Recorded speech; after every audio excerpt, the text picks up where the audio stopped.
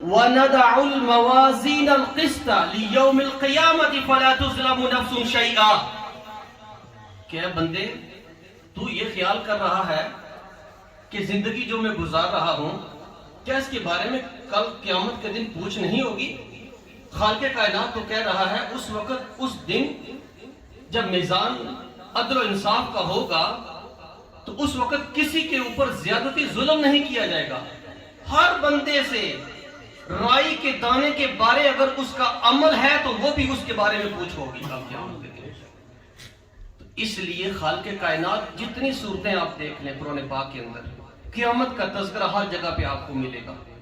یہ کیوں بار بار رب کائنات، سورہ فاتحہ کے اندر میں نے بتایا نا، یہ یاد دہانی رب کائنات کروا رہا ہے سورہ فاتحہ کے اندر.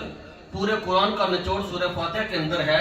اسی سورہ فاتحہ کے اندر بار بار جب ہم پڑھتے ہیں مالک یوم الدین، جو روز جزا کا مالک ہے، جب ہم قدم اٹھائیں، صوفیاء نے جو زندگی ہمیں بتائی ہے، نبی پاک صلی اللہ علیہ وسلم نے ہمیں جو زندگی دی ہے، دی خالق نہیں ہے، پر زندگی گزارنے کے لیے رب کائنات نے اپنے انبیاء اور رسول کو مبعوث فرمایا ہے کہ زندگی کیسے گزارنی ہے.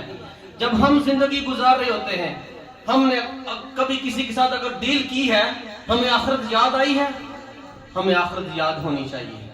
ہم نے کسی کے ساتھ اگر گفتگو کی ہے تو آخرت یاد ہونی چاہیے. ہم نے کسی کے سامنے اگر اٹھنے بیٹھنے میں اگر کسی کے ساتھ زیادتی کی ہے تو ہمیں آخرت کی یاد ہونی چاہیے کہ ہاں میں اگر یہ قدم اٹھا رہا ہوں، جو بات کرنے جا رہا ہوں، جو عدل و انصاف کرنے جا رہا ہوں، اے بندے دیکھ لینا، ایسا نہ ہو کہ تو ایسا قدم نہ اٹھا دے کہ مالک یوم الدین، روز جزا کا وہی مالک ہے. کل قیامت کے دن تیری پکڑ ہوگی. کل قیامت کے دن اگر عدل و انصاف کا ترازو مد نظر نہ رکھا نا، دنیا میں زندگی گزارتے ہوئے کسی کا انصاف کرتے ہوئے اگر تو نے ڈنڈی مار دی نا، تو یہ یاد رکھنا کل قیامت کے دن رب کی بارگاہ میں تو جواب دہ ہوگا. آج ہم بندے بٹھاتے ہیں کسی کا فیصلہ کروانے کے لیے، کسی کی صلح کروانے کے لیے، تو کچھ بندے ایسے ہوتے ہیں وڈیرا بندہ دیکھ کر ادھر ڈنڈی مار دیتے ہیں، اس کی طرف سائڈ لینا شروع کر دیتے ہیں. رب نے یہ نہیں فرمایا، ادھر سائڈ نہیں لگانی، کسی کے ساتھ ادھر ساتھ نہیں دینا. جو عدل و انصاف کا پیرا ہوگا اس کو مد نظر رکھنا ہوگا. وہ کیا ہے؟ اے انسان، تو جو زندگی گزار رہا ہے، آخرت کی یاد تو نے اپنے ذہن کے اندر رکھنی ہے. نماز پڑھنی ہے تو آخرت کی یاد، قرآن پڑھنا ہے تو آخرت کی یاد، کام کرنا ہے تو آخرت کی یاد، بزنس کرنی ہے تو آخرت کی یاد، بچوں کی تربیت کرنی ہے تو آخرت کی یاد. تم نے جب آخرت کو مد نظر رکھا کہ کل قیامت کے دن رب کی بارگاہ میں میری حاضری ہوگی تو میں جواب کیسے دوں گا، جب تم نے آخرت کو یاد رکھا ہوگا تیری زندگی اچھی گزر جائے گی اور تو کبھی ڈنڈی نہیں مارے گا، جھوٹ نہیں بولے گا. جو بات غلط ہے اس کو غلط تو کہے گا، کیونکہ تجھے پتا ہوتا ہے. جب میں صلح کی بات کر رہا تھا، جب 4 5 10 بندے پنجاب میں بیٹھتے ہیں یا کسی فیصلے کے لیے بیٹھتے ہیں، تو وہاں پہ اگر کوئی تگڑا بندہ آ جائے کسی پارٹی کی طرف سے بندہ تگڑا آ جائے، تو جو بندہ فیصلہ کرنے والا ہوتا ہے اگر وہ ڈنڈی مار دے تو پھر اس پہ کیا بھروسہ ہوگا. تو یہی خالق کائنات بار بار اعلان کر رہا ہے کل قیامت کے حوالہ سے کہ جب بندہ ایمان رکھتا ہے. رب کائنات نے قرآن پاک کے اندر یہ ارشاد فرمایا والذین یؤمنون بما انزل الیک وما انزل من قبلک وبالآخرۃ هم یوقنون. اب یہ ساری چیزیں جو اس سے پہلے ہو چکی ہیں، انبیاء رسول پہ جو نازل کیا گیا، صحیفے نازل کیے گئے، جو کتابیں نازل کی گئیں، جو کچھ ان کی زندگیوں میں آیا ہے، اب رب کائنات نے سورہ بقرہ کے اندر پہلے ہی چپٹر کے اندر یہ اعلان فرما دیا وَبِالْآخِرَةِ هُمْ يُوقِنُونَ. یہ آخرت پر یقین رکھنا. یہ یقین کی بات کیوں خالق کائنات نے سورہ فاتحہ کے بعد سورہ بقرہ کے اندر کی ہے؟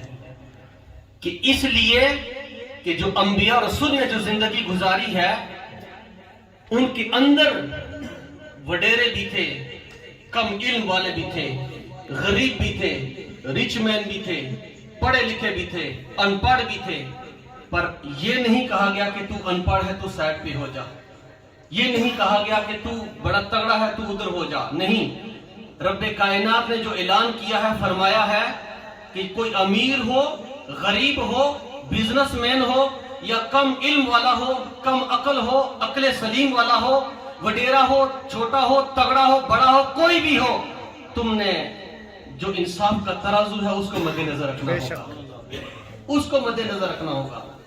تو جس وقت حضور علیہ السلام نے مکہ کی سرزمین پہ جو اعلان کیا، حضور علیہ السلام نے فرمایا، نبی پاک صلی اللہ علیہ وسلم نے جب اعلان نبوت فرمایا تو اس وقت یہ بھی فرمایا کہ جس ماحول، جس معاشرے میں حضور علیہ السلام نے یہ اعلان فرمایا، ساتھ یہ بھی فرمایا کہ معاشرے میں توحید کی، رسالت کی بات کو وہاں پہ عقیدہ آخرت کے ذریعہ سے یہ بھی ارشاد فرمایا، عقیدہ آخرت کے حوالہ سے حضور علیہ السلام نے ارشاد فرمایا کہ اے مکے والو، تم اپنی زندگی کو آزاد زندگی نہ سمجھو، اپنی منمانی والی زندگی نہ گزارو۔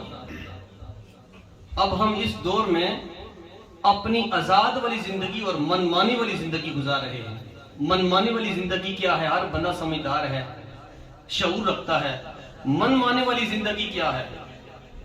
الحمدللہ ہم مسلمان ہیں، ہم پہ نماز فرض ہے، نماز کی چھوٹ ہے ہی نہیں ہے، یہ تو اٹل فیصلہ ہے۔ ہم مسلمان ہیں، ہمارا آخرت پہ عقیدہ ہے۔ من مانی والی زندگی کیا ہے کہ تھوڑی سی تکلیف آئی ہم نے نماز چھوڑ دی، بیماری آئی ہم نے نماز چھوڑ دی، یہ منمانی والی زندگی ہے۔ تو صحت کون دیتا ہے؟ رب دیتا ہے۔ چلنے کی قوت کون دیتا ہے؟ طاقت رب دیتا ہے۔ اچھی صحت بھی ہمیں رب دیتا ہے، کہ جس کے اوپر ہمارا ایمان ہے، آخرت پہ عقیدہ جو ہمارا ایمان ہے، وہی خالق ہمیں صحت دیتا ہے، وہی خالق ہمیں نماز پڑھنے کی توفیق دیتا ہے۔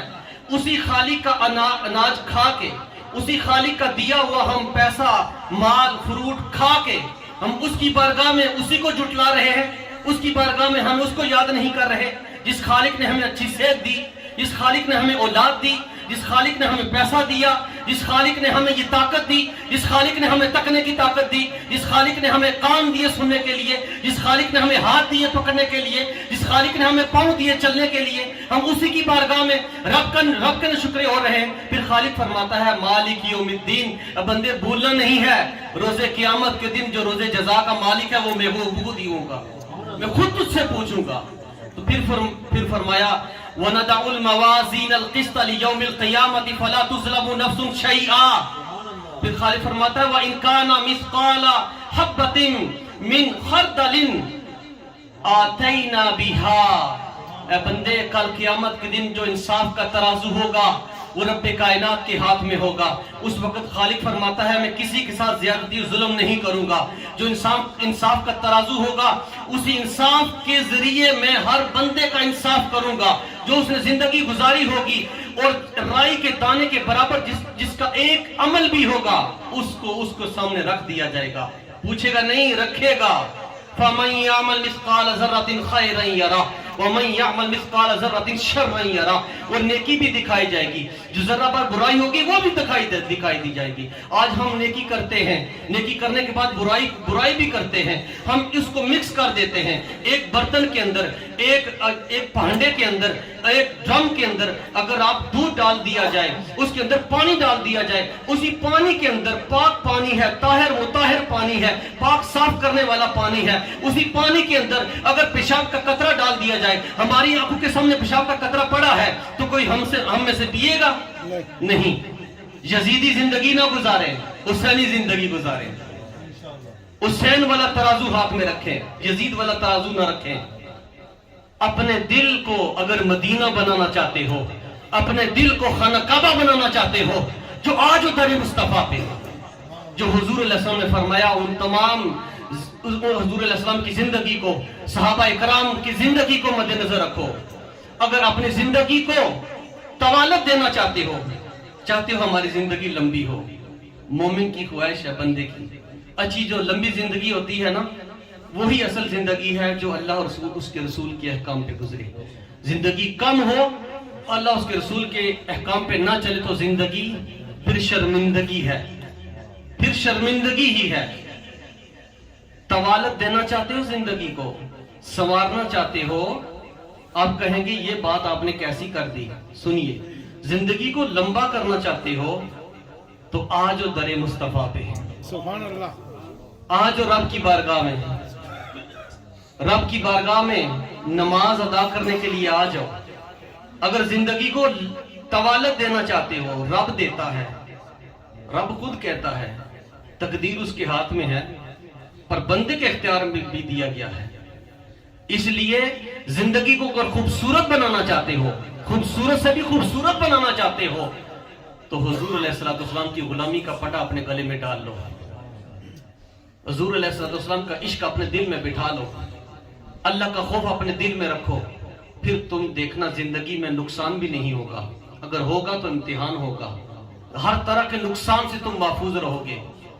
آج ہم نقصان میں کیوں پڑے ہوئے ہیں؟ کبھی بچوں کی طرف سے پریشانی، کبھی بچیوں کی طرف سے، کبھی پیسے کی طرف سے، کبھی گاڑی کی طرف سے، کبھی مال جائیداد کی وجہ سے، کبھی کوٹھی کی وجہ سے۔ یہ پریشانیاں اس وجہ سے ہیں ہم اللہ سے دور ہو چکے ہیں۔ اگر اللہ کے نیڑے ہونا چاہتے ہو، قریب ہونا چاہتے ہو، تو اپنے دل کے اندر صفائی رکھو، اپنے دل کو ستھرا رکھو، ایک دوسرے کے ساتھ پیار محبت سے زندگی گزارو، رب کی بارگاہ میں ادھر آ جایا کریں ایک نماز با جماعت ادا کرنے کے لیے۔ اللہ کی قسم اٹھا کے کہتا ہوں، یہ گواہی کل قیامت کے دن بھی تمہاری ہو جائے گی، میری بھی ہو جائے گی، سب کی ہو جائے گی۔ یہ ڈیوٹی ہے ہماری۔ میں انشاءاللہ اگلے جمعہ المبارک پہ عقیدہ آخرت و ایمان اور نماز کے بارے میں انشاءاللہ گوش گزار کرنے کی جسارت حاصل کروں گا۔ تو جیسا کہ آپ کو معلوم ہے کہ ہم اعلانات کرتے رہتے ہیں، آپ سوچتے ہوں گے یہ ہر جمعہ مبارک پہ اعلان